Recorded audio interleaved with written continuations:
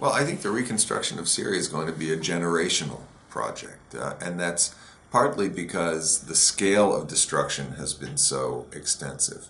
I think the conflict in Syria, in some ways, it's distinctive in just how widespread destruction has been. We've seen a number of civil wars in which violence was really concentrated in relatively small areas. In Lebanon, for example, Beirut experienced a great deal of damage, but outlying areas far less. In Syria, the destruction is very widespread. So there's a question of scale. And then, as the question indicates, there's a matter of politics and how the tensions between the Assad regime, the very deep adversarial relationship between the Assad regime and international donors will affect the pace of reconstruction. And I think there too we have to acknowledge that the international community at the moment is not prepared to provide support for reconstruction. It is sitting back and waiting until it feels that a political environment has been created that will produce the right kind of reconstruction. And so this too is going to delay the process of rebuilding Syria. And so I think what we're looking at is a very, very long-term process.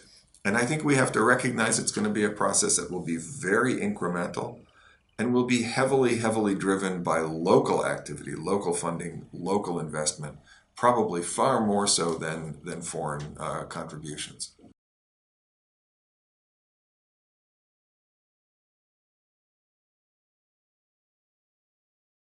I don't really see any way to support reconstruction in Syria at the moment that will not contribute to the normalization and the legitimation of the Assad regime. And this is one of the big dilemmas that the international community faces. I think there are ideas being debated now about whether it's possible to support reconstruction that would bypass the Assad regime. That's an approach that I've recommended.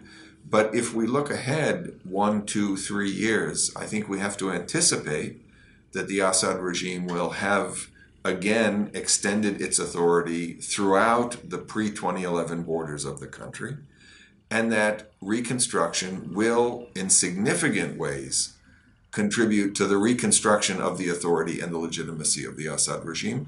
And the Assad regime, for its part, has been very direct and very explicit that it insists on the control over reconstruction.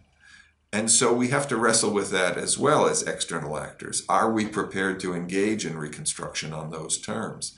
And I think right now there's a great deal of doubt about whether the environment is ripe for foreign donors to contribute to reconstruction.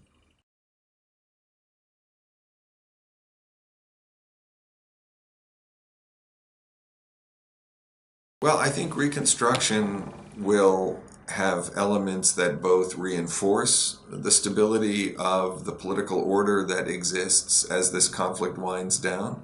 We have to recognize the conflict isn't over yet by any means. But the way the Assad regime approaches reconstruction could also contribute to instability, potentially even the recurrence of violence. And that's because it's very clear from what the Assad regime has said that it has a reconstruction agenda, which is also a political, a social, and an economic agenda. And that it intends to use reconstruction as a process that will reward those who have remained loyal to the regime throughout the conflict, and to punish those the regime identifies as its opponents during the period of conflict. And so we should anticipate that reconstruction will include and privilege some social groups in Syria, will benefit them disproportionately, and that it will exclude and marginalize other communities in Syria. And we know, for instance, that in areas that were held by the opposition, the government has already contributed less to reconstruction than it has given to areas of the country that were loyal during the uprising. And Aleppo is the perfect example. Regime Aleppo is benefiting more than the old opposition-held piece of Aleppo from reconstruction funding. This is going to be a pattern. And so we can't look at Reconstruction as either contributing to stability or instability. It will have effects that cut in both directions.